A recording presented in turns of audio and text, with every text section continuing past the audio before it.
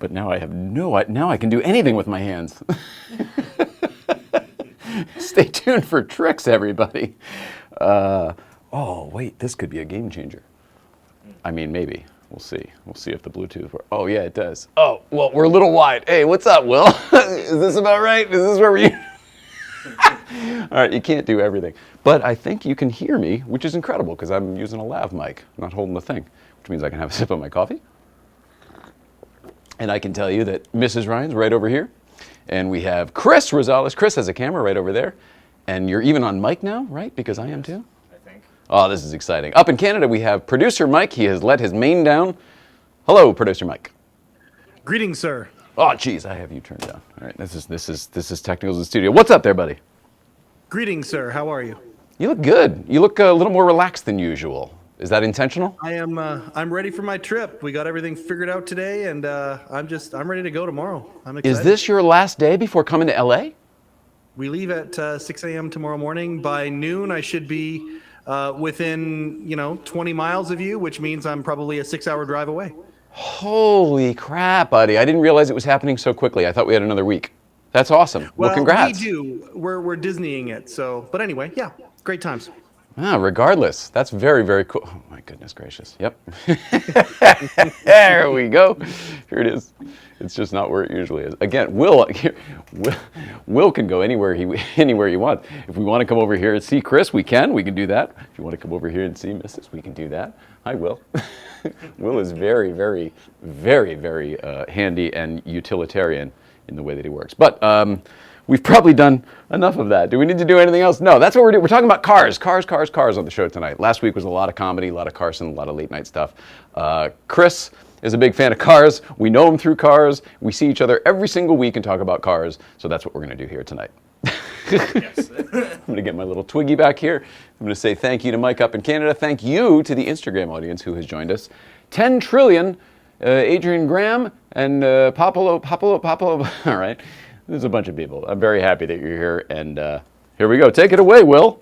You know what to do.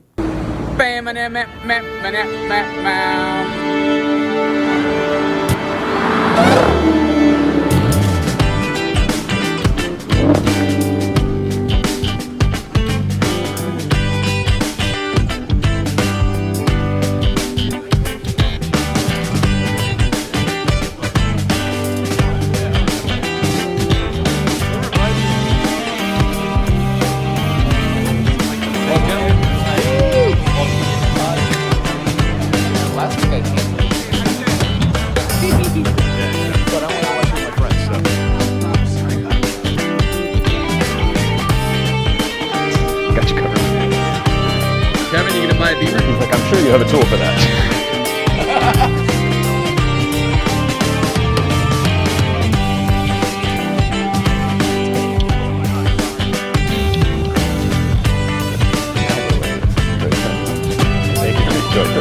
Now what do I do? Now I'm trapped. Now I'm trapped with this thing.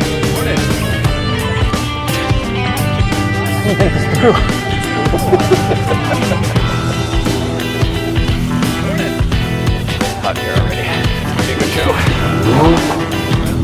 I press record, right? Okay.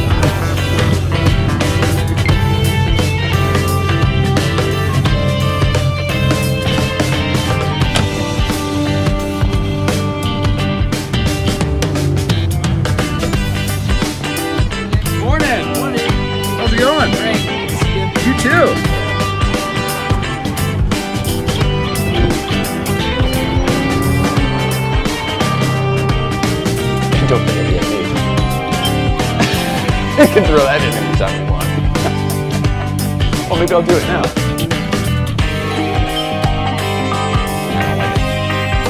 What about now? Well, that's kind of interesting when you come into the wide shot. If we had some sort of a moving camera, it would probably work a little better.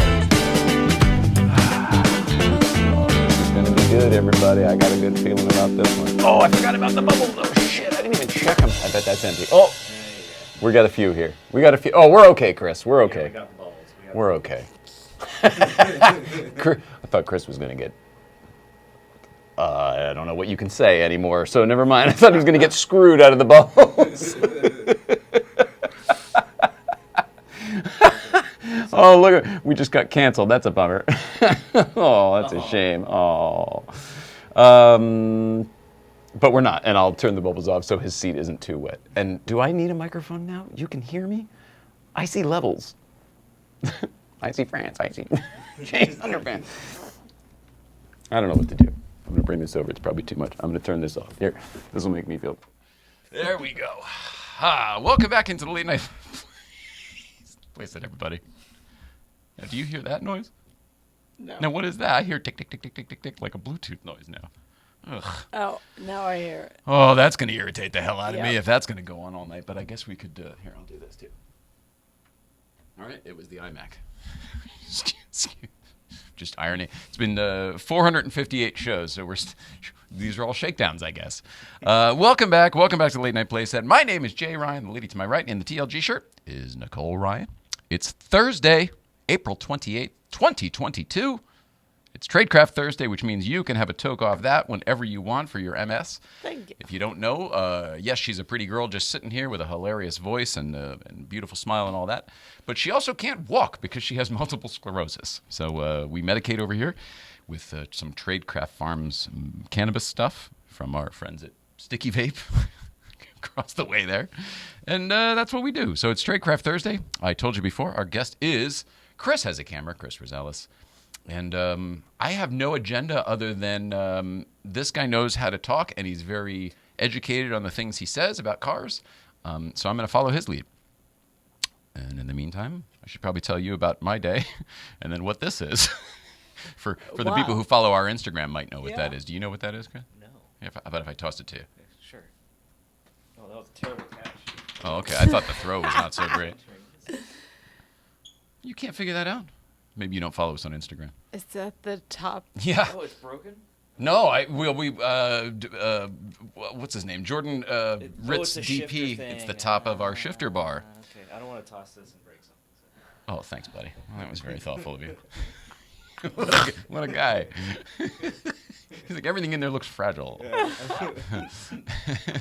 Hello, Instagram. Oh, man, I'm so glad you guys are here. A lot of people joined on Tuesday for we were hanging out in the green room. And we had more Instagram viewers on that than usual. I don't know why. Take it. So yeah, so there's this, and I posted the video of Jordan grinding the shifter down, and everyone is like, it's a Porsche. What are you doing? That comes off the car. Like every single thing we were doing was wrong to all the people, which is maybe sort of why I posted it. They're all just cars. You can do the same thing to all of them. It's fine. What's your opinion? They're all just cars. Cut them up. It's fine. So it is what it is, right? Like I wasn't doing this to destroy the thing. I was doing it with something better in mind, obviously. Yeah, exactly. Yeah, and we achieved our goal of something better in mind. And this is probably the best mod we've ever done to this car. And it's such a stupid 0 horsepower anything. It's just feel. Oh, what a difference. It looks awesome. Oh, and aesthetics. It looks really, really good. I drove it in the daylight today. It looks amazing.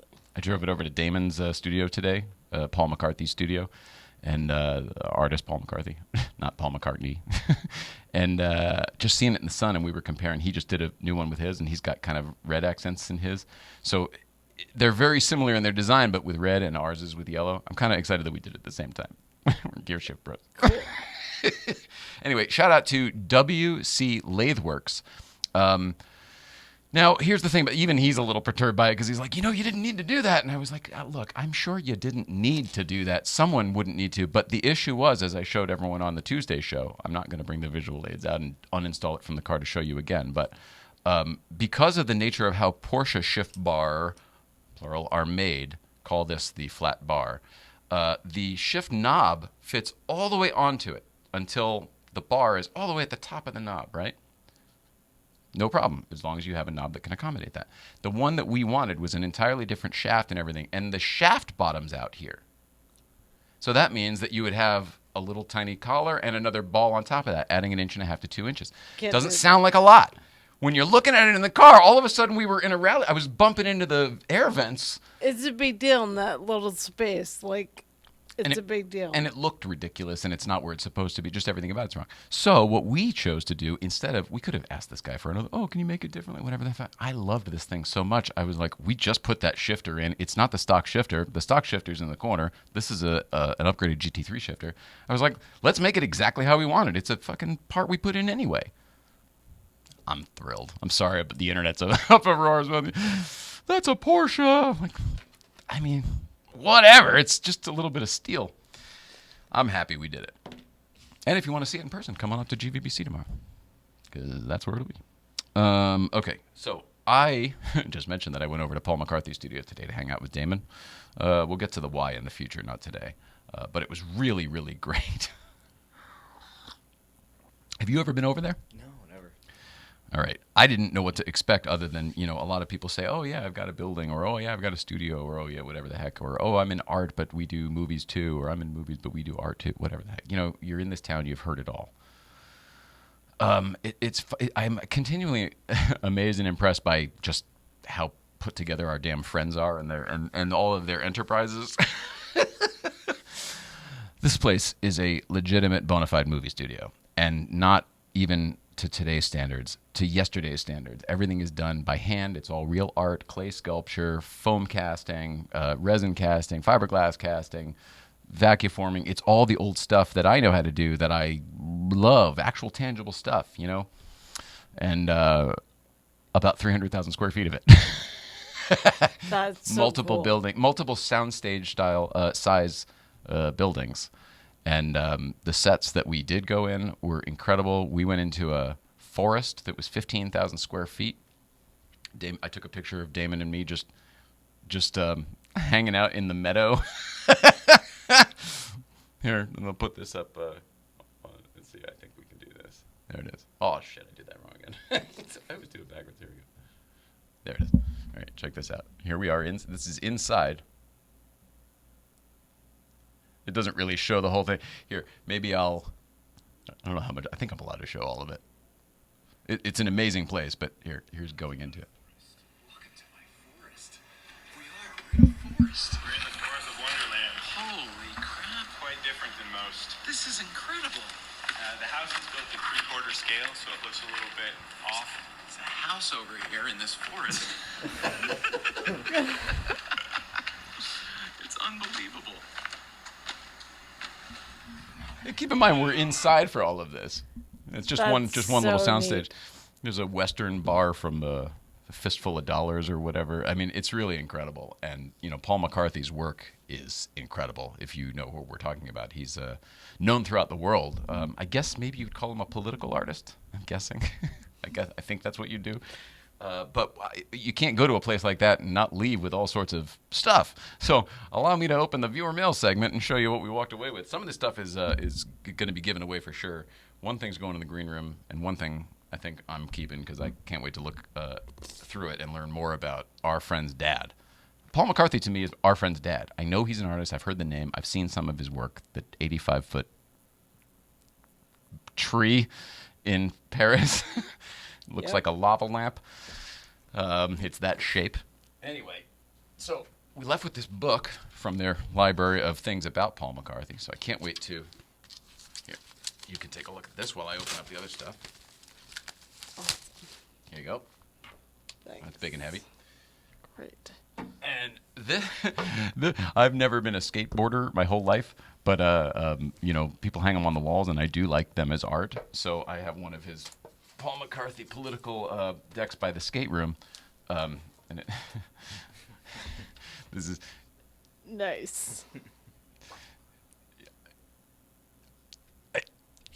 It's not my art. It's not my art, but I'm grateful to have it. I think it's awesome. It says, "I only love me," and only is spelled wrong, and the person clearly has a dick on their head, some sort of penis there, phallus, it seems, and has a whatever.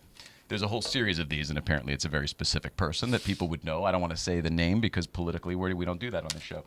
But when it comes to art and hanging something cool on the wall in the green room of our show, very cool gift. So thank you. Very cool. Thank you to Damon, of course, but to the Paul Mcarthy art collection. And I said, how do you hang a thing like that? You do it this way or this way? And he goes, they got you. They literally make things to hang skateboards on walls. There's literally a thing for that. Isn't that crazy? Wow. Yeah. So got that. And then these are going to be given away. I think one's going to go to Will on camera 3, Raiden Motors, for being so awesome. And I think the other one probably to Magnus, just because he's always so good to us. This is legitimately beer. We don't drink anymore. Damon doesn't drink anymore either. But these are beer. It's Gout Stout, and they were doing a partnership with Craftsman Beers. Here's the things on the back. And apparently it's really good beer, but he doesn't drink anymore. I don't drink anymore, and they have cases of this stuff up in this loft area. Get rid of it. Yeah, and apparently it's really good. So there you go. Look at that, giveaway time. Enjoy, Bryce. I want a full report. I told him even when I did drink, when I drank beer, it would be like shit beer. Like I drank Miller Lite was my favorite. Yeah. I drank water beer. But a cool skateboard. And now I can learn to ollie. Finally, 44 years old, I'm going to learn how to ollie. Break my neck. Oh, yeah. That's pretty cool, right? Oh, my God. The amount of nudity. I saw so many nude dead bodies. Graphic nude dead bodies. All fake. I should probably have prefaced it. All art, all fake. But everywhere. In the sets where things were, really graphic. Really graphic. Yeah. I saw Walt. I can't tell you because I think some of these things aren't quite out yet. Oh, some of the things are in there. Yeah. There's no holding back. No, and if you know anything about Paul Mcarthy, there is no holding back. That's sort of his thing. It's fascinating. Great book. Yeah, it's fascinating. Yeah. I will bring you over there, but we're going to need like a go-kart or something. It is huge. It's where they store we saw it. We saw the box where they keep it, the Ark of the Covenant. It was there. No way. Of course. Of course. It was that type of warehouse. It's an Indiana Jones joke. But knowing our friends, it could be there. I told him, I said, we should just make one and you should just have it here somewhere, like just on the shelf somewhere. Spray paint the thing on this is the place where it belongs, for God's sake. Oh, is that it? Oh, yeah. Hey, producer Mike, I got to talk to you for a second. Are you up there? I'm here and I'm ready. Yeah, and you had your microphone muted like such an awesome guy. I gave him crap the other day because we could hear like coughing and people in the kitchen and whatever. And he goes, nope, no, I got this. I wanted to talk to you for a second just about some of your endeavors before you come down here where we'll talk about it a lot.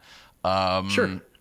We sort of kind of very quickly said, oh, yeah, you should do the Letterman podcast. And in a day or two, you turned it around. You came up with a logo and a theme and started recording episodes. And it's happening. You're actually doing the Letterman podcast. You're hosting it currently.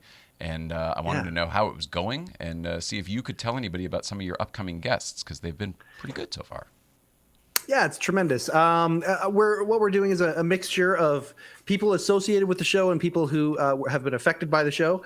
So today we shot an episode with a guy who runs a couple of Letterman Facebook groups, as well as a Rat Pack Facebook group that has like 30,000 members in it. And he's a neat cat to talk to. But we've got Eddie Brill. That one's in the can. We've got Glenn Borders, who is the head of I believe he was the head of construction. He was one of the construction or prop guys coming on, and a couple other folks who worked for the show too. Who'd you just put up today? Or yesterday? Yesterday's we put up Mark Carson. Mark Carson, episode 2 is up, and very good episode so far. I've had a lot of people reach out to me. I've been having lots of people reach out, actually. Just somebody right before the show here began asking to be part of the Letterman Podcast Network, and we're pretty excited about getting a network of people doing this together. And we're all being the Pied Piper right now, and people are coming out of the woodwork. It's great. Well, this is very interesting. Can you say what this, I don't know if you can say it or not, what this other podcast would be? When we talk about the podcast network, originally it was this one, yours, Wake the Neighbors, Phone the Kids. I did that wrong again, but Wake the Kids, Phone the Neighbors. So this would be something else, also still Dave or Letterman related? Well, you know what, and we got to figure out exactly what the network is and the levels are about them or whatever. This guy runs a comedy podcast. but his past guests have been people like Gerard Mulligan and a few other folks who worked for Dave, but other comedy folks associated with The Simpsons and other franchises as well. He just reached out and said, I just discovered this podcast. I'm very excited. I want to get involved however I can.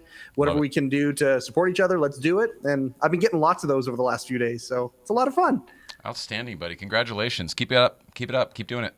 Thank you, sir, and thank you for the nudging. Appreciate it. I have a feeling you're going to run into people down here while you're here. Are you able to, just do it with your phone like somebody real quick? If you meet somebody while you're down here in Los Angeles, are you able to kind of throw together an episode or grab some content while you're here?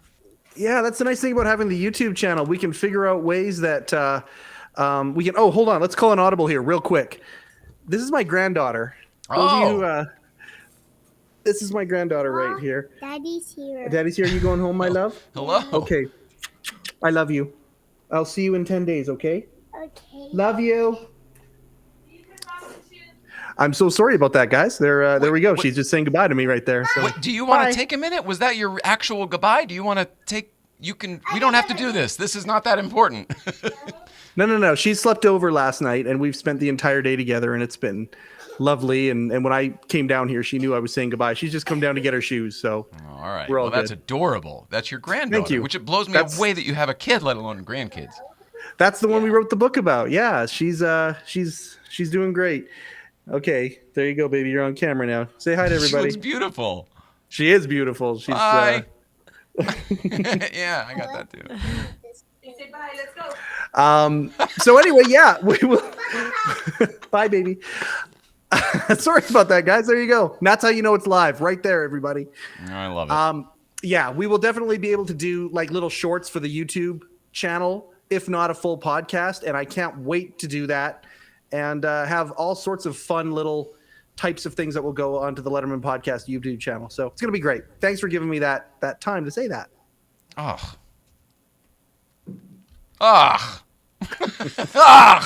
course, buddy. Of course. Oh, I'm sorry, Instagram. Sorry, I continually forget about that. And then why are we watching TV on the internet? All right. Did I miss anything over here? Have you been monitoring? You'll let me know if anything comes in, right, that we need?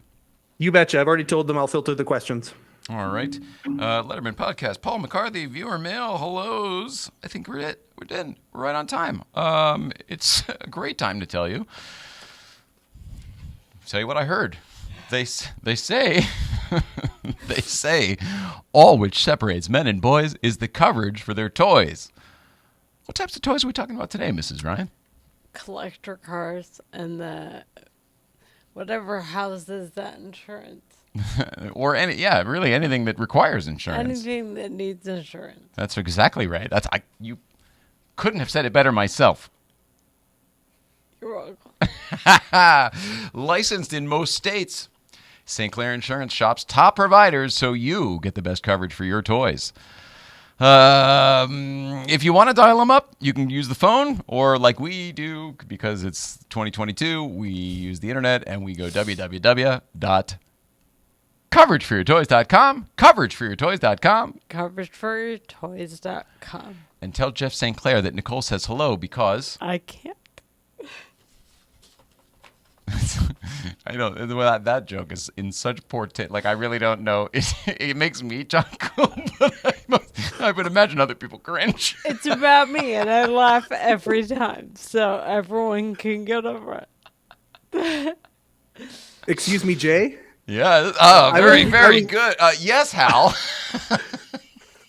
As she said that, my mic was muted, but I screamed, "Oh no!" into the mic as she said that.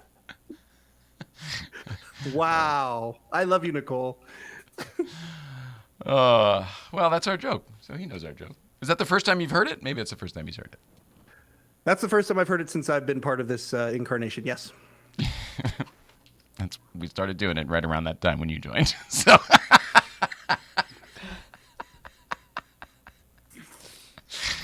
Did I tell you? I didn't tell you anything about this, right? Series 1 Films. This episode has been brought to you in part by Series 1 Films. Series 1 Films helps automotive brands create engaging cinematic content for social media and advertising to grab and hold your ideal customer's attention. Check them out at series1films.com. Series1films.com. The one's a number. Series1films.com. You just say the thing Series the third one- time. That's all. You don't have to complicate Shit. yourself. Series1films.com. We did all this on the behind the scenes show the other day. He'll tell you the rest. I forget everything. You just go to series1films.com. Series1films.com. Series1films.com. The one is a number one. Yeah. I think that's it, right? Yeah. Yeah. I'm tired of talking. How about you? Exhaust. You're doing great. I love your TLG shirt there. I love that you show the support for the TLG. Like, everyone expects me to, but the fact that you do it is awesome. I'm glad. All right. Quick break. Brief words from our friends at Oh So Delicious Hot Sauce. And then we're going to come back with Chris Rosales. He's going to be sitting in that chair when we come back. We're going to talk all about cars. Now, get your questions in for cars. Brief words. Oh So Delicious Hot Sauce. The hot sauce. Made by bears. Oh, so delicious. It's the hot sauce made by bears. Garlic and serrano mixed with love and care. You can put it on your eggs, pour it on your rice. It's great on a leg, it's better on a slice. It's oh so delicious. It's the hot sauce made by bears. Oh, so delicious hot sauce. Great on everything except oatmeal. Get your bottle today at osodelicious.org. $1 from every bottle sold goes to the National Military Family Association.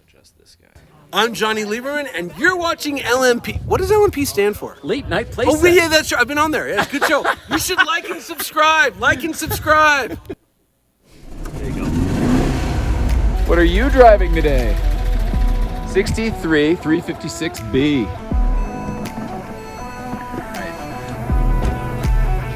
Hey, 111. What are you driving today? Here we go.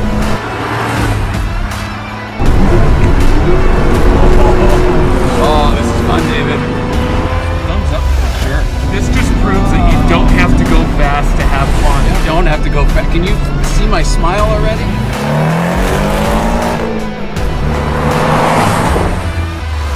Okay, I'm impressed. You don't need to stick it. He's already got it. My car's going to feel slow as balls after this, I'll tell you that. Pedal down. Yeah, baby.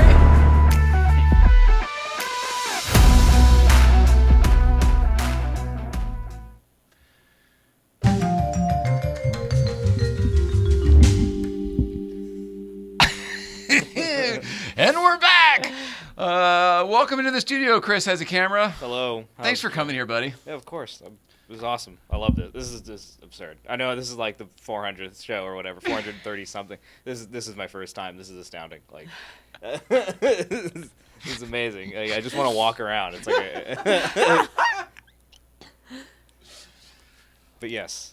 Well, I'm here. This is to talk about cars. When you show up in this place, you go, "Oh, this is how Jay's brain works." Now I get it. Now he makes more sense. Well, it's very aesthetically minded. It's a beautiful studio. I love it. This is awesome. Like this is the work here accomplished. It's Herculean, is what this is. I love it. It's all. I'm just lost for words. Thank you, buddy. Yeah. I'm very happy you're here. You know way more about cars than I do, but yet there are a couple places where we cross over, and there's some blend in the E46s and stuff like that. So I don't know where to start, but I met you at Breakfast Club. Yes. I read you on, I guess, The Drive, and I feel like other places as well. The Drive right now, yeah. And certainly your Instagram, where I yeah. follow religiously. Chris has a camera. Yes. What the hell got you into cars, and take it from there? It was a DNA thing. It was just I just woke up. I was born. Whatever happened, and I just liked cars. It was a thing I just took to. My parents weren't into cars. My uncle was tangentially into cars, so there wasn't like a gunpowder kind of moment to it. It was just. Yeah. I remember one day when I was like 5 years old, and I saw a 996 turbo on the street, speed yellow, and I was like, okay, yeah, that's like it. That's everything. That's like the coolest thing I've ever seen. It was and the it's looks. Moving. It was oh, the look, driving by. Sound. And sound and the motion of the thing and the energy of the thing was just astounding. And it's because I also played video games from a really young age, like Need for Speed Porsche Unleashed, stuff like that. So was that car in the video games? Yes, it was a cover car. I remember that one. Sure. Yeah. that was the whole driver. That's the beginning of everything for me. Wow. And I kind of just fought against the current with my dad a bit, and my mom. We were just like, why does this kid like cars so much? What's wrong with him? We want him to go to college. And it just carried me through. It's just a passion, and I didn't get a job in the biz until just recently. You know, You mean officially? I was pretty much blogging for free, and I took pictures, but this is my first year working as like a car journalist. Before that, I was just like a restaurant host, restaurant manager, like Six Flags. That's like, amazing. Well, yeah. perhaps maybe that's what I was thinking of when I thought I'd read you other places, like where you were blogging in other. Yeah, that was years ago. Because I started with Formula Drift. You know what Formula Drift is? Yeah. Yeah, that Alex Choi guy. We met him up on the crest and been friends ever since. Mm-hmm, yeah. I took pictures of that. That was how I started just blogging and just writing stuff. And I would just kind of like buy cars and trade them starting in like 2017-ish when I got like a little bit of cash. And I would park cars out, buy dumb stuff like an LS400, a 98 Lexus LS400, and I would like dissect it. I would just take it apart, have fun, and tinker. That's kind of where it's just. I never had too much budget, so all I had was what I had, and I just messed with it. And I just modified it and did stuff. I love living there. Mm-hmm. Like, it's nice to have just be able to write the check whenever, but I love doing what you're talking about. I call it kind of scavenge building, using what you've got. Mm-hmm. Modding cars is everything. That's where that's like the beginning and end of kind of my journey. Is like I also love taking the object and tinkering it to my liking, because I've never driven a car except maybe the Cayman that I've liked from the box. I have to mess with it. I have to do something, not like exhaust or anything. Like I have to tune it. I have to like get in the nitty gritty, set the alignment how I want, set the suspension how I want, and get a feeling out of the car. Not so much performance. That's I know exactly what you mean. I mean, I do. Yes. We were in Tinker City until like this week, and then if you're up at GBBC tomorrow, I want you to drive the car again. Yes, yellow car. It's changed since then? Okay. Yeah. I don't want to get into it, but it's markedly better. Okay, cool. Yeah, I'm happy and it will only get better from here. But yeah, But because of that tinker factor that you're talking about, it's just kind of like noodling on the same thing until you get it right. Yes, and that's where I'm at with 6-iron. That's how I got to that journey with that car. What's it called? 6-iron. Oh, I don't know if I knew that. Yeah, that's the license plate. 6-iron. Details. There's like 3 jokes in one. One, it's a Golf, and it's a 6-iron. Okay. 2, it's the Mark 6, the 6th generation. Also, I just found out. I feel like an idiot. I didn't even get 6-iron like Golf. Everyone calls it different irons all the time. Like, hey, when am I going to drive 4-iron? I'm like, it's 6-iron. It's just a thing people do. People don't remember it. It's fine. That's hilarious. No, but now I will, and I'll always remember it's a Mark 6 for the same reason. And yesterday I found out Alan Shepard's golf round on the moon was played with a 6-iron, so that's like deeply cool. Very cool. Yeah, but I just found that out. That wasn't part of the plate.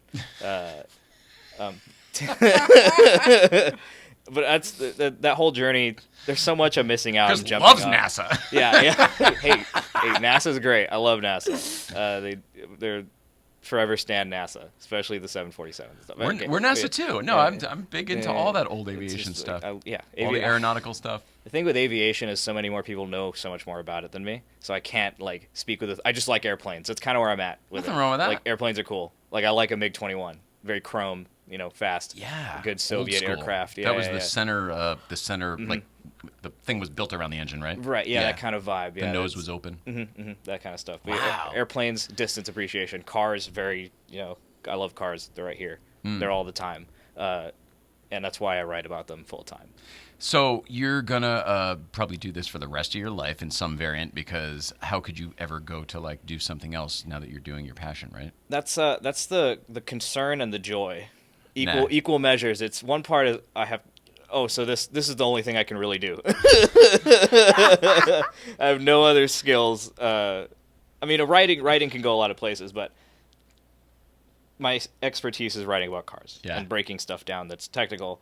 And then the joy of that is I just get to do this for the rest of my life. Like, it's the most absurd job ever. Even if I don't get that many press cars and stuff, I'm still like at the very start of my career. Yeah. It's still I get to just get up and write and write and turn it in, and it goes up on this website and people read it and they give me comments, and it's amazing being able to speak to an audience. That's the part that's really gratifying, is that you learn you're not alone in the passion, right? Other people like it just as much as you, if not more. And that's something I've learned being in this biz too, is you think you're a big car guy until you're among the other car journalists, and then you're like, oh, I'm such not enough of a nerd for this. When I first met Lieberman, it's like you think you know a couple stats, and he'll be like, no, it's this. And I'm like, whoa, okay, all right. Yeah. I kind of put you. You're not maybe as assertive about it, but I kind of put you up there with like your knowledge. You know weird shit about weird shit. I made it my business. It was always like my thing to like learn more. And that's what I would always do, is just research instead of like doing schoolwork in college. I would just research things, and I would learn, and I would just make it my business to know as much as possible the things I wanted to do. Instead of doing a research paper on biology, I would research the M96 engine. You're like every successful person I ever knew. I swear to God, they focused on what they knew would benefit them, and usually it was just what they liked and were into. But that hyper focus, that weird, almost like Rain Man kind of zoom in, is what gets the magic happening, and then you kind of just learn to balance it out with like, oh, I can 9 to 5 this somehow, or whatever, some version of that. I can make this work where it's not my hobby anymore. Yeah, and I tried for a long time. It was since I got out of high school, I was just writing blogs about stuff. Like one of my first blogs is I wrote this insanely like 4,000 word technical dive on Lexus V8s. Nobody would ever read it. And I was like, why do I have this? And I would just blog about things. I'd write car reviews where, honestly, almost every car I've owned I hated in some way. I've owned 12 cars, which isn't much in the grand scheme of things, but I'm only like 24. And I would write reviews because I hated the car. When I liked the car, I didn't write a review because I'm like, who wants to hear about a guy liking their own car? No one cares. But if you like a good dunk on a car that you're like, why don't I like this? And it's important to have that kind of critical look at it, and make sure people know and what they're getting into. I'm talking specifically about Subarus, but we don't need to get into it. Could be anything. Could be anything, but you clearly have something. Yeah. No, but it's just doing all these sorts of things. So I had this ammunition when I applied for my job at Car Bibles. With Andrew. Hi, Andrew. I hope you're watching. Andrew P. Collinsworth. Andrew P. Collinsworth, yes. Andrew Collins, who has an adorable dog now named Bramble. I saw the Instagram. Yes, I love Bramble so much. He's an awesome dude, too. We're fans. Yeah, I sent in those pieces, and he liked it for some reason, and went through a bunch of the interviews. The V8 one? Well, I sent the V8 one. I sent my Subaru review one, and I sent, I don't know, whatever, some other stuff. And he liked them. He gave me the interview, went through the process, and I got the job. Like it was that simple. It was nerve-wracking because I'm like, this is me becoming a car journalist. What's happening? It was real, right? And since then it's been such a this curve from my life going just kind of just flat. It was just such an upward curve that I'm still like reconciling everything I've experienced in the past year.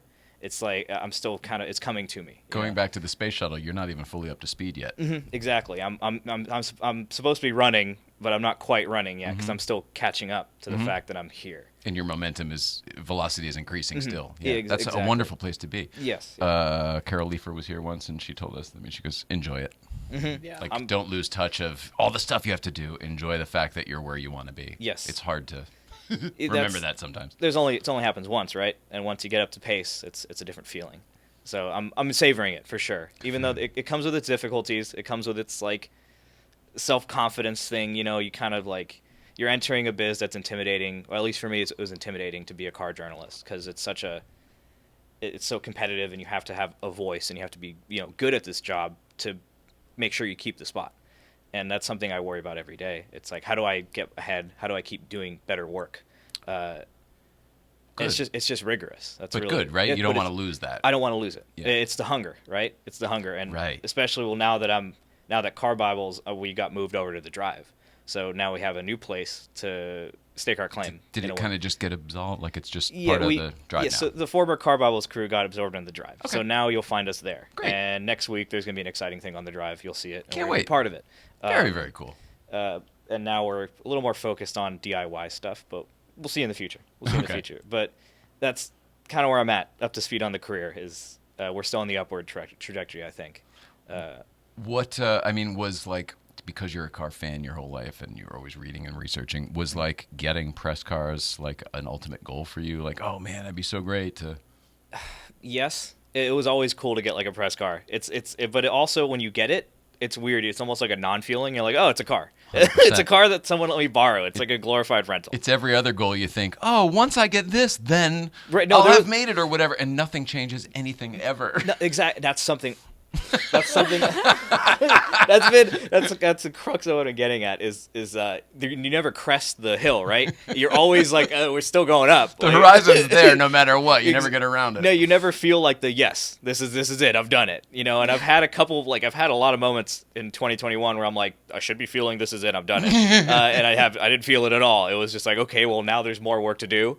And that's great. I love that. It keeps you hungry, right? But also it's kind of disappointing. You want to feel that feeling like, oh yes, this is it. The world moves so quickly these days. There's no chance to savor anything. And I mean, that's good for, success and entrepreneurship and everything else. But like, as far as slow down and smell the roses, there's no time. Impossible. Yeah. Impossible. In the media biz too. It's impossible. You have to just keep doing, keep producing, keep doing. And crank just, it out. Crank it the out. Quality goes down, and that's where my heart gets to hurt. And then I go, why are we doing this work, Mm-hmm. And it's so far until you see like the fruits of it. And my is he my boss? My editor at large, Mike Spinelli, who was once my boss and interviewed me. I love Mike Spinelli. He's a hero of mine. His email signature used to be, "Your last blog doesn't write your next one," and that's something that haunts you. It haunts you because it's true. What a dick. Like, why would a writer do that in emails to other writers? Like, what an asshole. He's right. But he founded Jalopnik, so he knows something that we don't about all this. But so he's right. Wisdom, that's just one of those things. Yeah, his wisdom is correct, and it's true. There's always another idea. You're always producing, like, okay, it's a thing, for sure. And it was always you're only as good as your last release, but I think now it translates to post, like you're only as good as your last post kind of thing. I think that's creative work, isn't it? I think creative. You're only as good and recognizable as your last thing that's public. Mm-hmm. So enjoy all of it because it's all part of that whole thing. Yeah, and you never know which one will be. It's not like you go into 3, 4, and this is going to be the last one, guys. It's not up to you. The world decides. Exactly. That's the other part is you never know where you are in the system. Right. You think you write a really great post, and it goes out, and it's like does fine, but then you write just a throwaway 20-minute blog, and then it's the one that blows up, and that's the one I'm like, there's no justice. There's no justice in the world. Like I spent so much time doing this piece of content for you people, and you don't care. Threw it away. I know.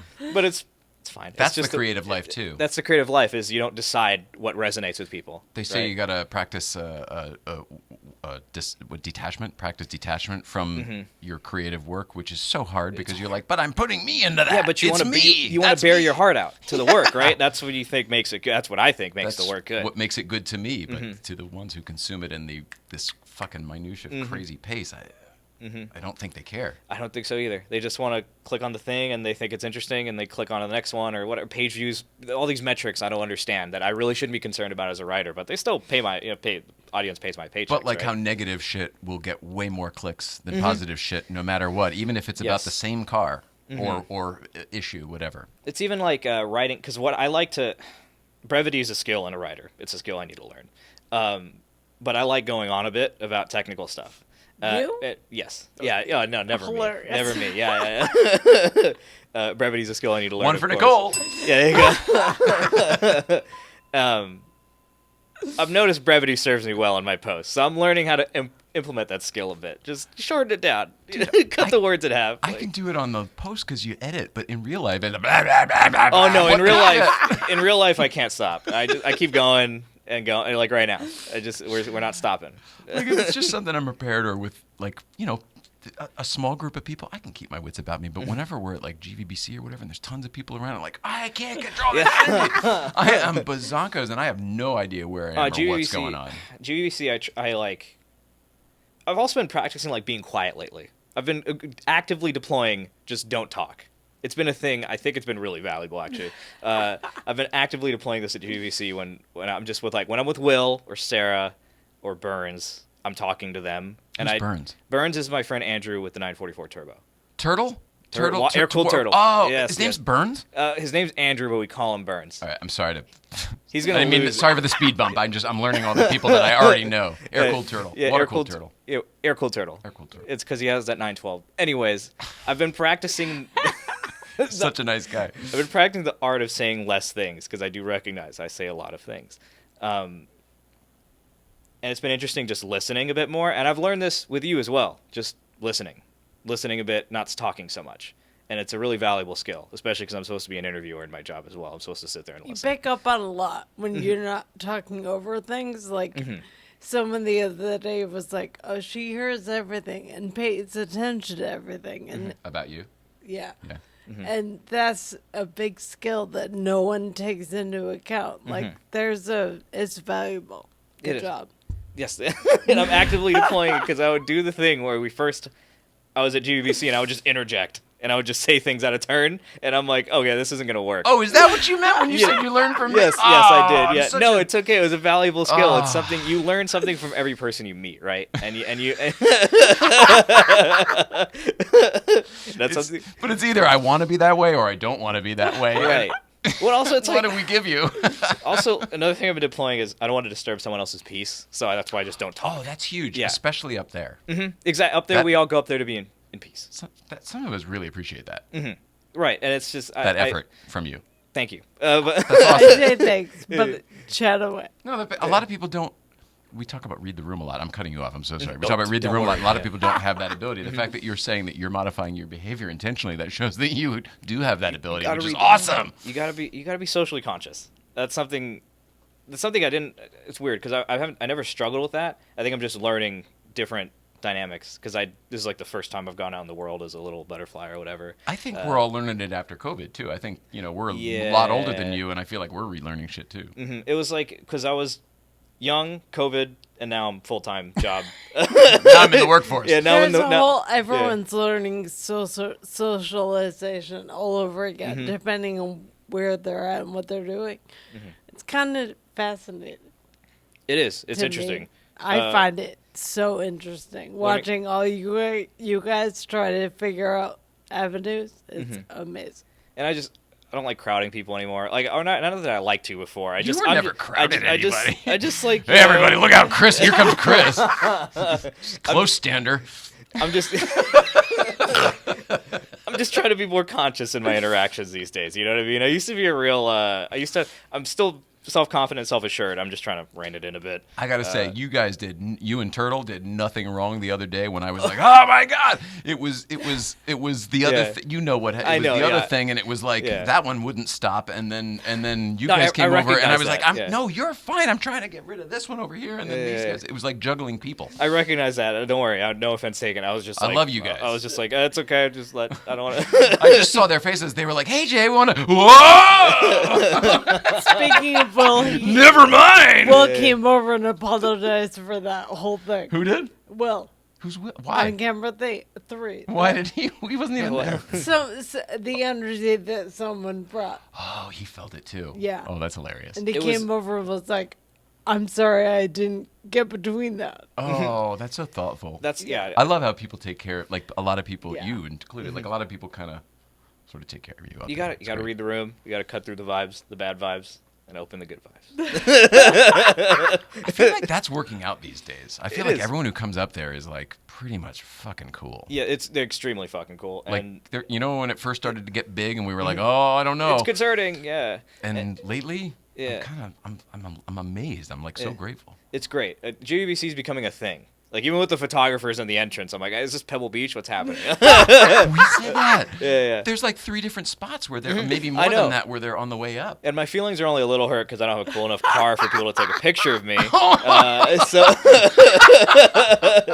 You should wrap it like a Harlequin car, but wrap it. I wanted to do that when I originally wrecked the car, but that's another thing. Seriously? Oh, maybe that was your idea, not mine. Well, I just decided I just wanted to make it nice. But anyways, yeah, it's GUBC is becoming a thing. I don't know if this is a topic I wanted to touch on, but it's really enjoyable to see that.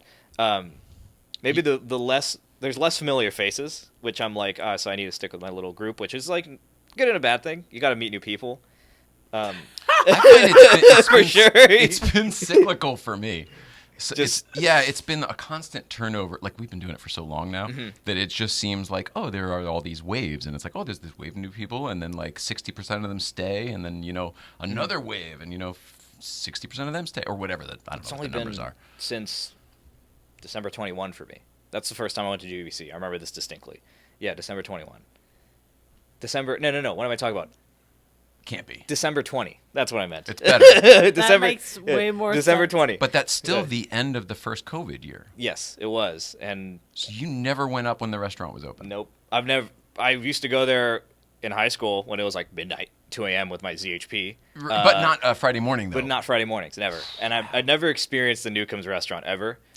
Apparently, according to people, I didn't miss much. But it's like it's a cool place. Depends on who. Depends on who. Yeah. It's a cool place. I just never went there. It was always just a parking lot to me, and with a good road at the end of it, kind of vibes. Awesome. You know? I didn't drive the whole road through for the first time until like a year ago either. It's amazing. Because I would always drive my side of the canyons, like Bouquet Canyon and like Elizabeth Lake Road, all that stuff. You have your own good roads. Yes, yeah, exactly. Why drive over here for these? But now I drive all the time over here for these because they're better.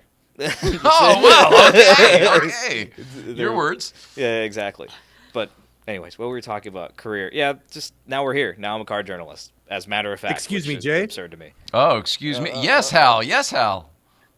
Raiden Motors wants us to ask Chris about the Stahl House invitation.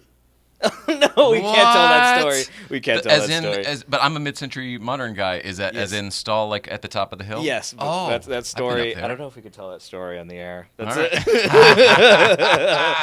it. All right, sorry, Raiden Motors. Let's say it involves a tacit refusal for my car to show up. For yours refusal to show up? Yeah. Oh, a little bit. It was cool. It was good vibes until I'm like, is it cool if I show up in this? And then there was a look on a face, and I understood the look on the face to be, you shouldn't show up in that. Oh, this is like an invite only to a mid-century modern. So this was not you guys going there. This was a tour. Yeah, because I was there with Misha, and I think Yasmin, our friend of the BRZ, and we got over, came over, gave us the invite, and I'm like, can I show up for this? And since I don't have a Porsche. But did you were up there, right? I mean, you know that the driveway's like, once you open the gate... I've never been to the Stahl House. So. Oh, you didn't end up going? No, I didn't end up going. Because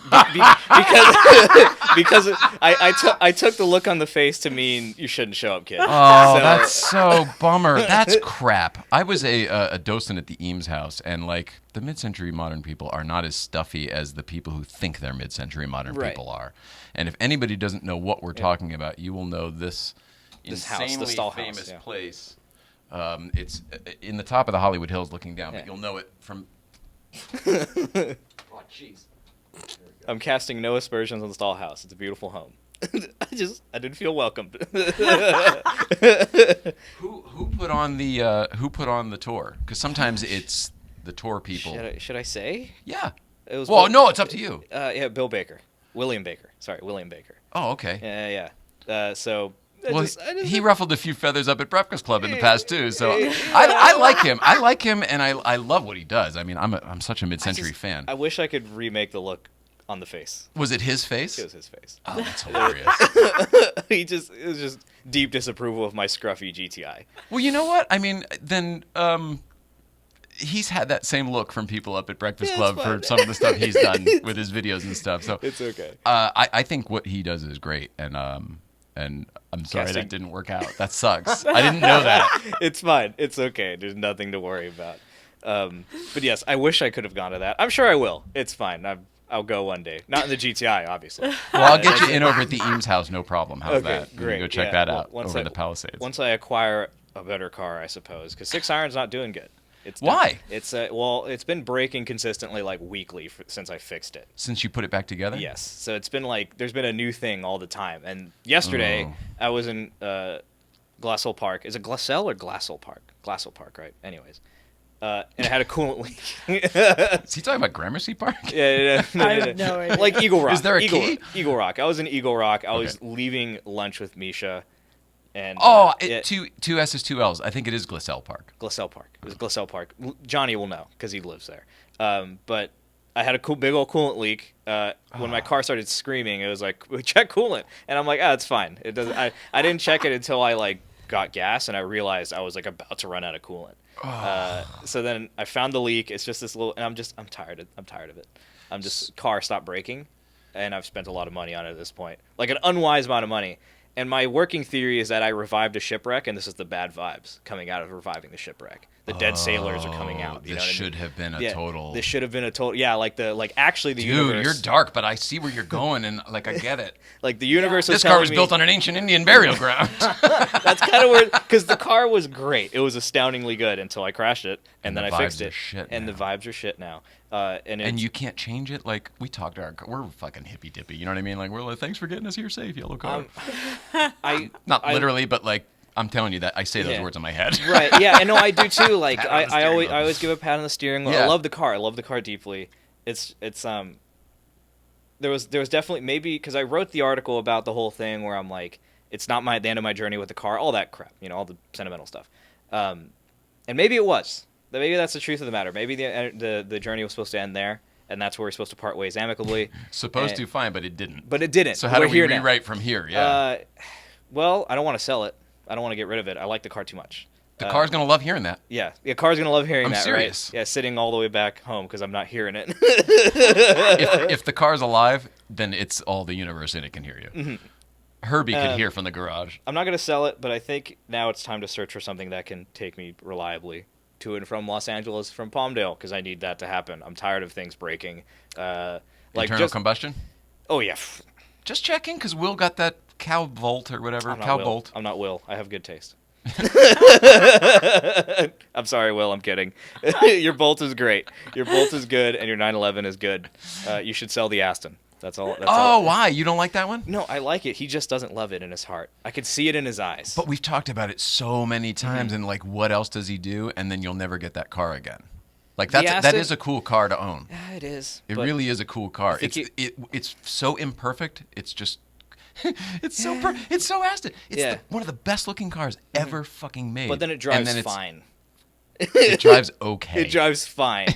Like the drives like an American V8. Right. The steering does this thing where it buzzes, but it's not because there's road texture. It's just because it's buzzing. I thought that was wheel weight.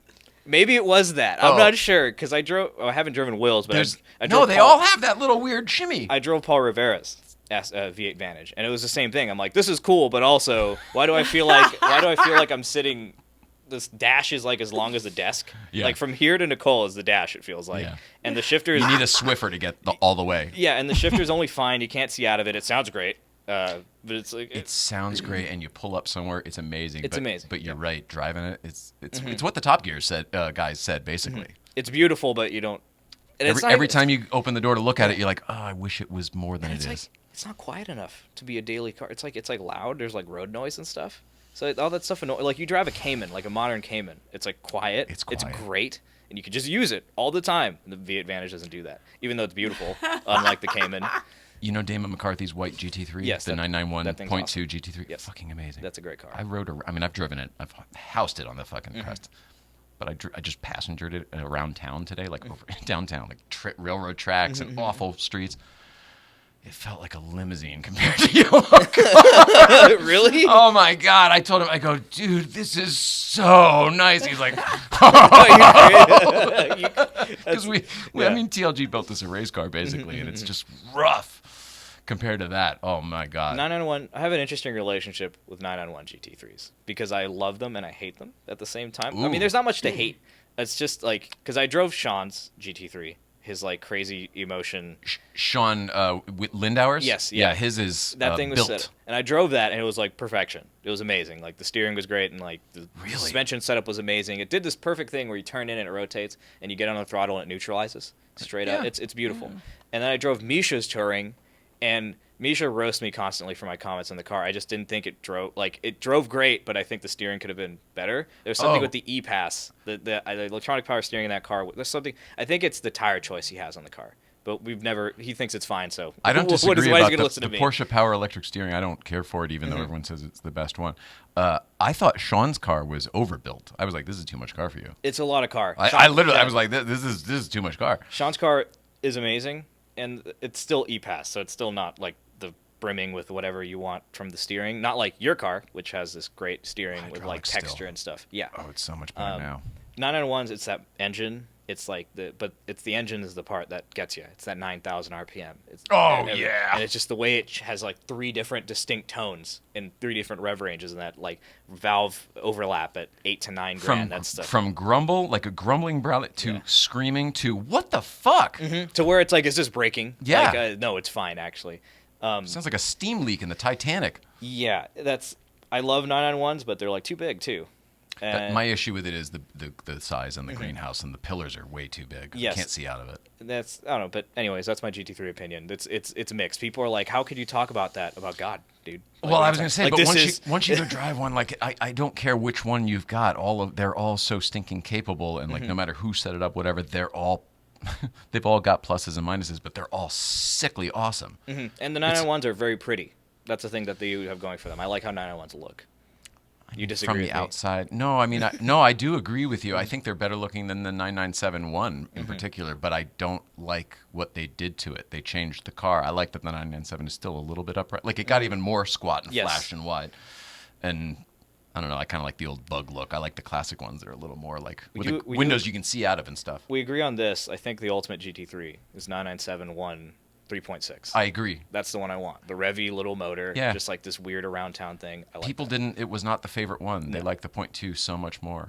because of the 4.0 connection, the 4 liter. It's that Is that late why? car. So I think it's so. the 3.8 and the 4.0 lineage that they like together. Yeah, even though the 4.0 is like a totally different engine, it's crazy. But there's just it's that .2. Like Chris Harris drifted it around, and that immediately like changed the perception in people's minds. Yeah, exactly. Like he's one of those journalists that just like immediately makes cars cool. But that's when they went from $200,000 to $500,000 or whatever. Yeah, pretty much. To where I could afford it maybe in the future at some point. So yeah, that's never happening. Don't say that. Maybe it'll happen. Let's see. I also brought topics. Let's do it. Because the thing is, I came here specifically to talk about a video I made. Not specifically. I guess this is just one thing I want to talk. I've made 2 videos for Car Bibles before rest its soul. That I think that before the New Testament that I think are interesting. So I had a Civic Type R. That was my first press car ever. What Civic year? Type R. It was a 2020. Oh, great. You ever driven one? Yeah. Yeah, they're great. They're great, right? They're I'm not a front wheel drive guy or a Honda guy, and they're awesome. Front wheel drive is very good. Everyone disagrees with me on this. It's the perfect drive setup for street driving, I think. Because it's safe. Because it's safe. Because it's safe. Oh, you mean for people's cars and stuff? Yeah. Well, even like performance driving on the street, because you don't want to like apply power around a dusty corner and spin out. You know what I mean? Like, even though that's also very exciting. Do you know how fucking front wheel drive car? I mean, I learned to drive on front wheel drive car. I pushed everything everywhere because I didn't know how to drive it. That's how I learned car control by like fucking sliding things up embankments in the rain and everything, for taking a turn, so locking them up. 87 Honda Accord hatchback. I don't know if you're just talking about practicality and safety and stuff like that. I mean, I guess I would probably agree with you. But when it comes to what I would want out of it, I hate it. I hate that BMW makes front wheel drive. Oh cars yeah, now the and Grand stuff. Corolla. Yeah, I hate that thing. That's a terrible That car. too? Yeah. It's a bad car. I don't. Well, it's probably a good car. Modern BMW. Oh no. I know.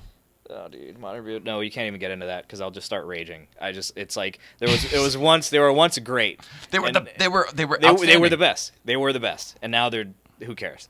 Was it Ultimate Driving Machine? Was that BMW? Ultimate Driving Machine. That was Ultimate BMW, Driving Machine. Porsche there is no substitute. That's it. So the Ultimate Driving Machine. The Ultimate Driving, like BMW was so great, and I think it peaked at the E90, the BMW 3 Series. I think there's no question. It's the best well, one. I don't know. I mean, I like the E46 better personally.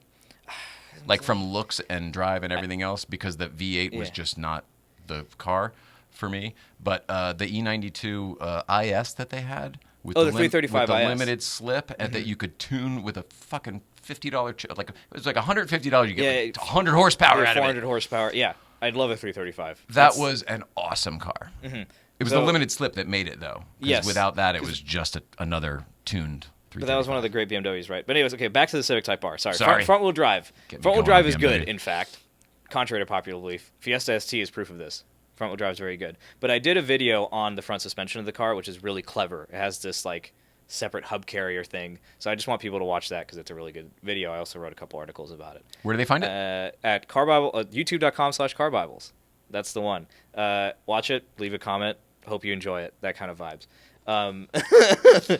And this stuff will stay up while... Yes, it will. Yeah, so luckily this stuff will stay up in perpetuity, so people can just watch it forever.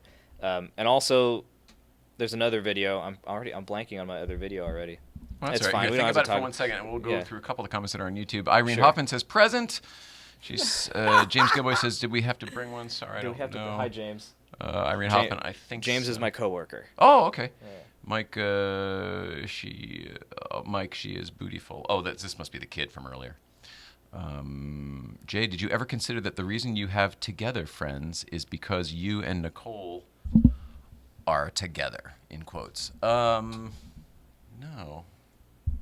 What is together friends? Did I say that earlier? I must have.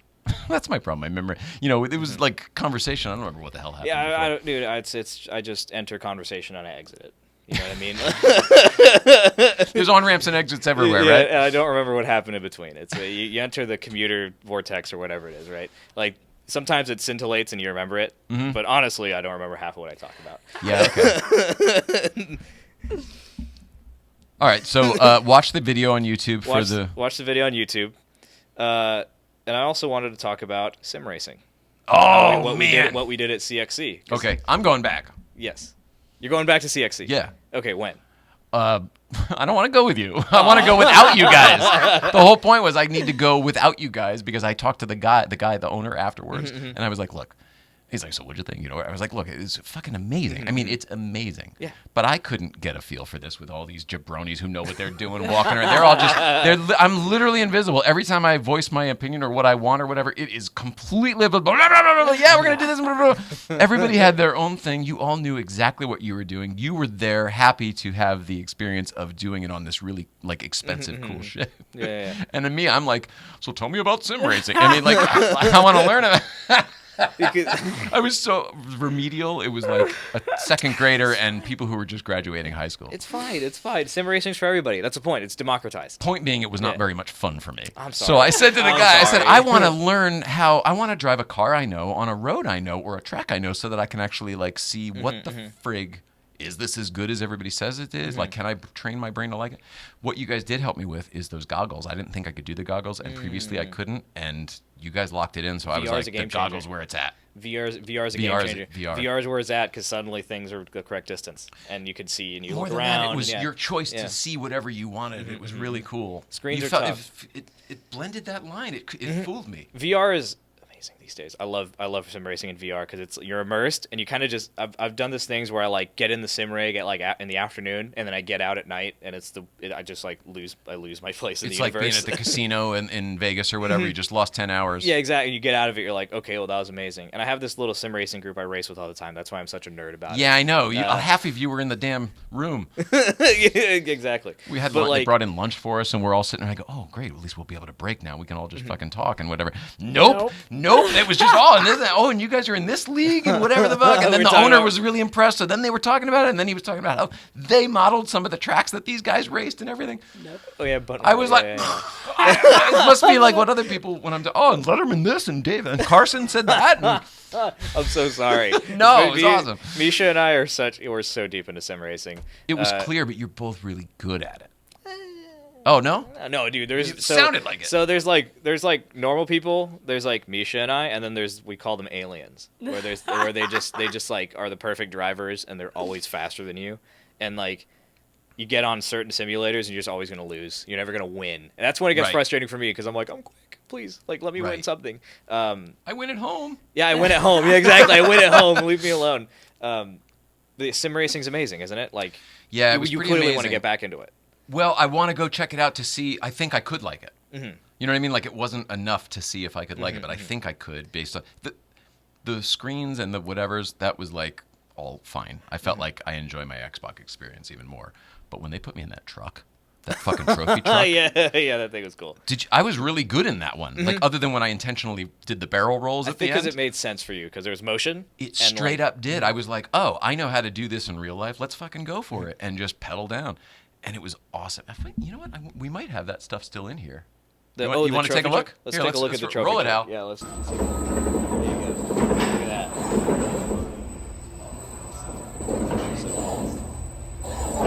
So that's what I was seeing. Yes. In the screen there. You're mobbing. I was mobbing. I mean, you can see that pedal's just down. I was like, fuck it, it's dirt. Yeah. And I would just pitch it instead. I would, lock the brakes in there too. I love sim racing so much. But this blew me away because it was, it's like, it was, I mean, that was a real truck. They told us all about it. It was a real trophy truck, a real actual Raced with Provenance truck that they bought, took apart, mounted on that thing. Yeah. And then eventually they're going to put it back together.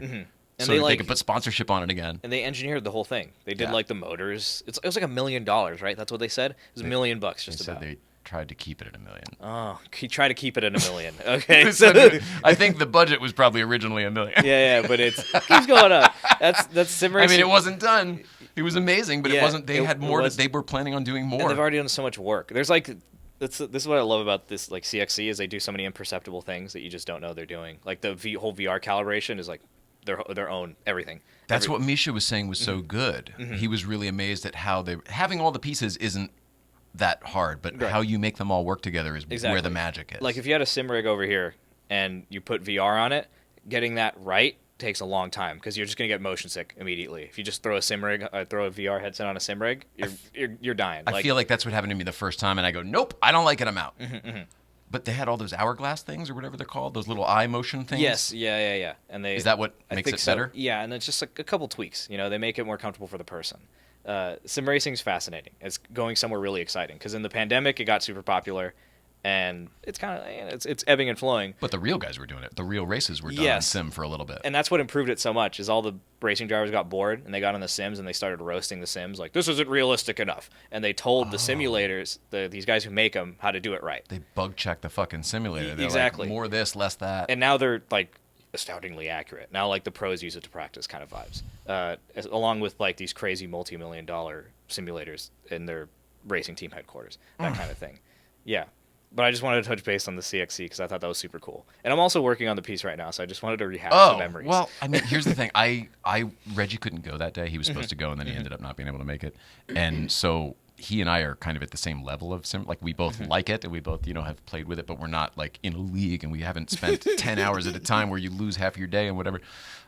So we kind of are at the same place of like, give us a tour on like, the second grader level and then go throw us in a thing where we're kind of the same level and we can bump into each other and figure it out. I mean, if you want to go again, I'm sure they wouldn't care. I'm getting, as long as you take it easy on us. I'm getting the expression again. You probably shouldn't show up. From me? No, I'm just kidding. Oh, no way. No, I wouldn't bring it up otherwise. No, I'm kidding. Okay, but that's a hilarious thing. I feel terrible because like, I feel terrible. That ended up being a thing at Breakfast Club, and I felt really badly about it. Whatever. it's you know what I'm talking about, right? Yeah. Okay. Yeah. It's not your thing, not the house thing. Yeah, no, it's fine. Everything's fine. Life is good. It's okay. I live a life where I bought a car purposely to be invisible, and then I get mad that nobody notices. That's the life of owning a GTI, or at least my GTI. That's like one of the bigger struggles of being like a car person, especially of my skin color, is that you're somewhat invisible in a lot of ways, unless you show up in a car that is perceived as like this thing, right? Ooh, interesting. And that's something I've experienced like my whole life because I've never had a car of the prestige. I've never had a Porsche or something like that, or a. From my experience, that's a curtain to pull back. It's simply about having a car that has a distinct personality. Yes. Herbie the Love Bug was a Beetle. You know what I mean? Like if your car had stickers on it, or one door was a different color, or whatever. Something David like Duchovny, one headlight was smashed. You know what I mean? Like if there was something with character to it, all of a sudden I have a feeling it would become, it's that car and it's welcome anywhere. Yeah, whimsy. That's what you want, right? Kinda. You want that's another thing. It's a balance. It's just it's all a thing, right? There's not much whimsy about a Golf. That's true. That's the thing is my car has no personality. It's so very I can't very practical. I can't complain much. Like I really can't complain much. But I still do get annoyed when I'm just existing. Nobody cares. But the most vanilla car. Yeah, exactly. That's why. So that leads perfectly into what should I get next? Ooh. Because like a Mark 7 GTI sounds like a great idea, but also I'll have the same problem. I've never had this issue where I want people to at least acknowledge that I exist. We need a new car, right? It's got to be a new car? Nah, newish. Oh, newish? Yeah, something that'll like work at least. So if nothing it was new. I was going to say that fucking the GR Corolla. Yeah. How'd you know I was going to say that? Because How'd you know I was going to say that? Because it's the coolest car. The new Corolla. I tried to acquire one. Okay. Not I feel like that could be you could tear that up on the crest. I want a GR Corolla desperately, except they're limiting production to like 6,000 cars. And also every dealer I called, it's like, oh, our wait list is full. And I'm like, what about next year? We're not opening next year yet. So I have no chance of getting a GR Corolla, I think, unless some miracle falls out of the sky. You know, you're in the business now too, so like things do fall out of the sky. They do fall out of the sky, but I'm not You quite also there work yet. really hard. I talked about this Stigler the other day. You work really hard. The fact that you're your first year in this and it's how it's supposed to be. I'm trying. Not trying to throw it away. You know, like I don't have the privilege to throw it away. I need to be here. I need to keep doing it, or else what else am I gonna do? like we talked about at the beginning. Well, we all need to exist on this planet. Yes. Doing something you love, you're pretty lucky. So Exactly. let's kill it. Let's nail it. Yeah, exactly. You want to keep doing it. That's exactly it. Keep doing it. But the GR Corolla, that's an idea. The next Type R, also an idea. But I'm trying to think of something like dumber to own. Like I don't know. Like what could I own that's stupid for a bit? I think stupid? I don't know. I mean, from not the stupid. tasteful side, I like that new SI, the new Honda SI that looks like the old A4. I like it. That thing's cool. I've also thought of an NC Miata because nobody likes them, and I think they're the best Miata. Can I tell you why I wouldn't get that fucking Mark 7 or whatever, the new Golf? I hate it with all those buttons that aren't buttons, and like you just turn the steering wheel and you accidentally... Oh, the Mark 8. That's the Mark 8. Oh, that's I the hate newest that. One. Yeah, the the SI Mark made 8. me think about it because the everyday driver guys had it. Yeah, like the crushing disappointment of BMW becoming, not BMW. Was Volkswagen. Yeah, and now Volkswagen's becoming the next crushing disappointment because I love what they do. I love the idea of a GTI, and now they just made it bad. Did you sit? Have you driven it? Have I've you sat in it, but I haven't driven it. I sat in it, and I'm like, why is this? And it's like feels bad too. It feels bad.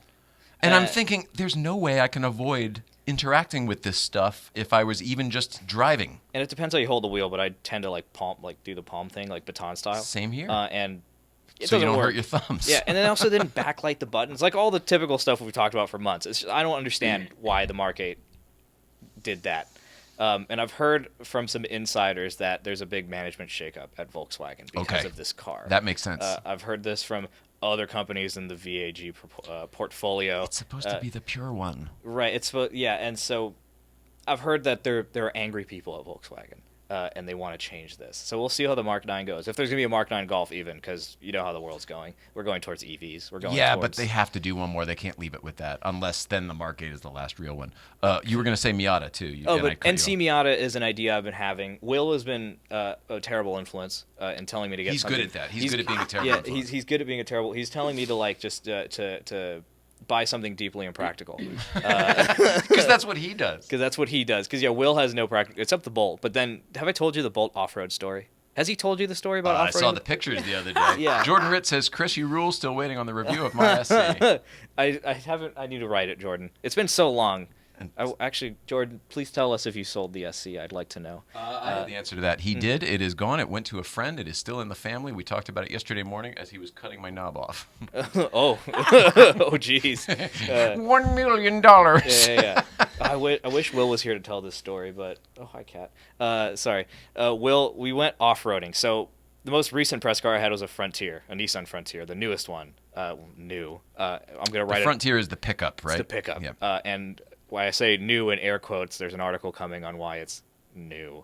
I got it, 4x4, cool truck, right? Like tactical green. It had a really dumb, like, those roll hoops they put on the back of pickup beds? Yeah. Hate it, but it's there. And then also there's side steps.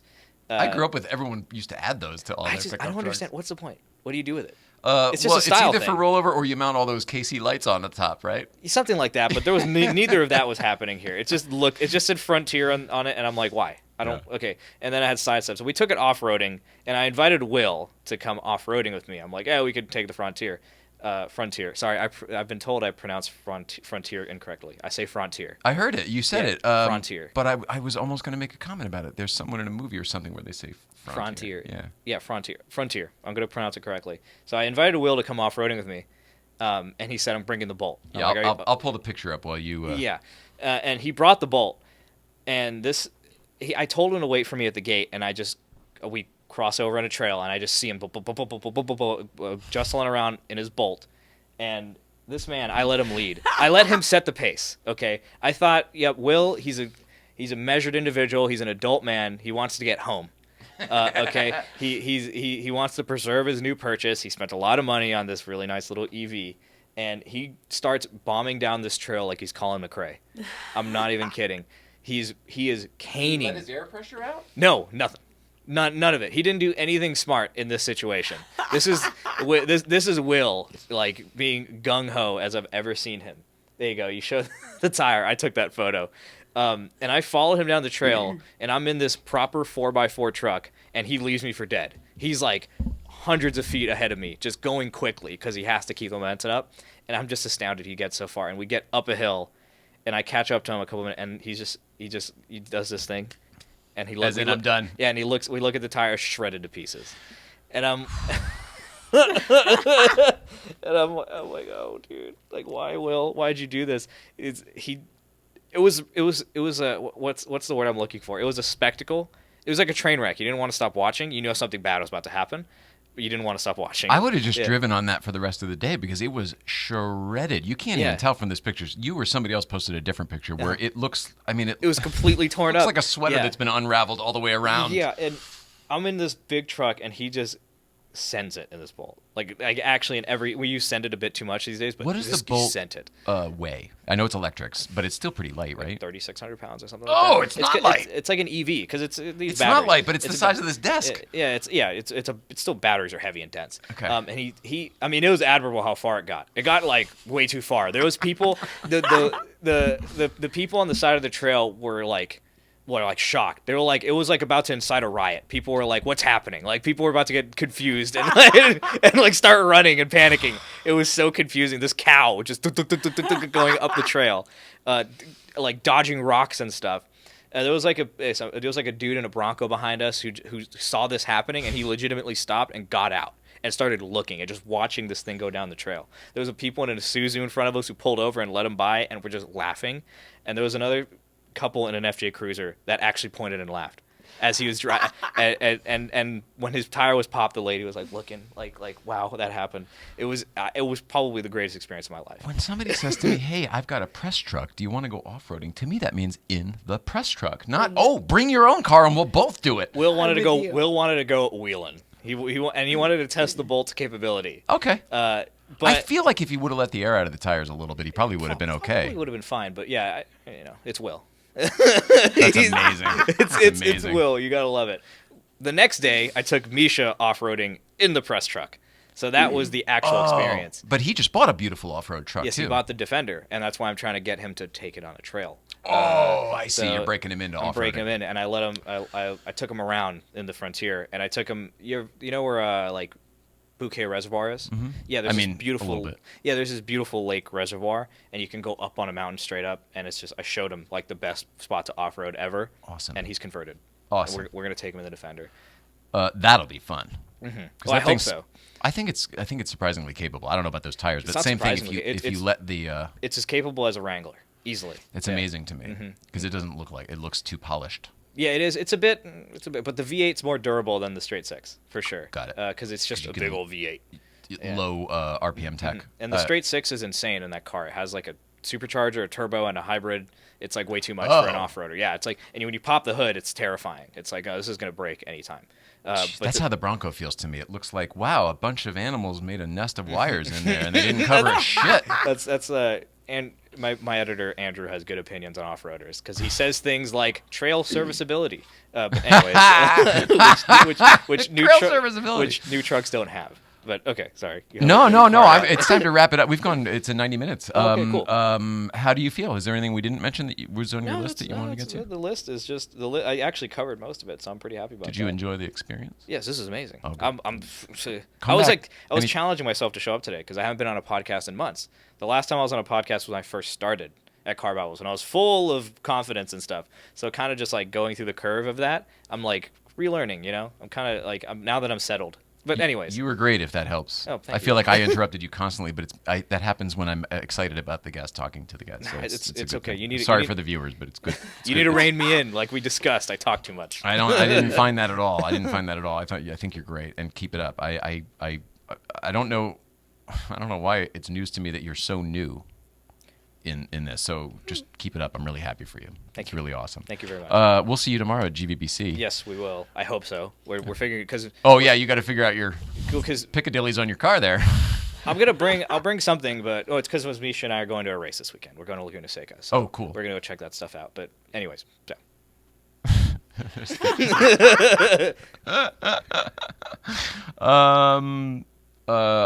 It means a lot to me how much you like GVBC. I can't remember what you said. Something you said to me once. You go, "This is." Well, it's history. You're watching history every time you go up. That's what you amazing. said. I was like, "Whoa, that's fucking." It is. Write something about that. It's like because the thing I lament, like we're gonna go on a little bit longer. The thing I lament the most about my positioning in this time in my career is that I missed like the great cars of the past and like the. We look, and especially in this biz, we look back at the legacy a lot. We look back at what was great. We remember this old car, this old event, and like the Cannonball Run and all this stuff when it was great. But GVBC is that thing now. We are seeing it happen now. GVBC is that amazing car gathering that transcends the other cars and coffees. Because other cars and coffees, I'll be frank, I don't really like to go to cars and coffee. I prefer to go have lunch or something instead of have coffee. But GVBC is amazing because you have this. Not necessarily barrier of entry, but this reward of driving the road, and only certain people want to take the road on in the way we do. There's a risk involved, and that kind of brings out the cool people, the people who want to drive their cars and use them properly, and it's just this amazing group of people that always go up there, and you always find something interesting. And the people I've met up there, honestly, I credit like most of my career to GVBC. The fact that I'm able to network there. Like meet Johnny, like those kind of people, these like heroes of mine, these journalists that I've read for years. That's because of GVBC. So we're breeding the next generation of car journalists. Is that what you're saying? Well, I guess. That's amazing. Yeah. I'll take it. And that's something to be proud of. Something that's amazing. That doesn't happen everywhere. Especially doesn't happen every CNC. It's that GVBC is. Well, you don't need to write about it now. Geez, that was amazing. that was very nice of you. We agree. I think it's amazing, too, and we don't know what we would do without it, but I don't even still to this day know how it really happened. And I don't want to fucking speculate. Us being there consistently is not the only reason. It's other people who have come and made it what it is today. Mm-hmm. And that, to me, is what's cool about it. And found the thing, because there is an X factor to it. There's an X factor to the gathering that you can't really put your finger on. That's so awesome. Yeah. Thank you for saying that. Yeah. I love you. I love you. Yeah. Love you guys. Love you guys. Love you guys. I've made so many friends that I'll have for the rest of my life up there, and that's something I can't say about every other.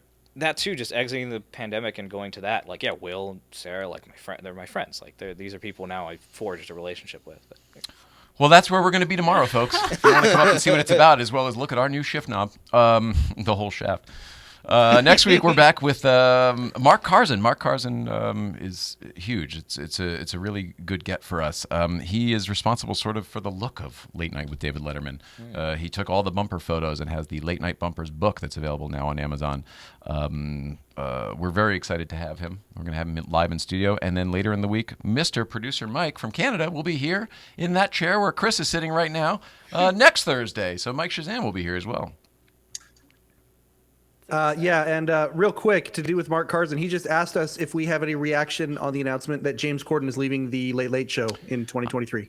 I wasn't going to talk about that tonight because I wanted to talk to Reggie first, but I sent him a message and we, whatever.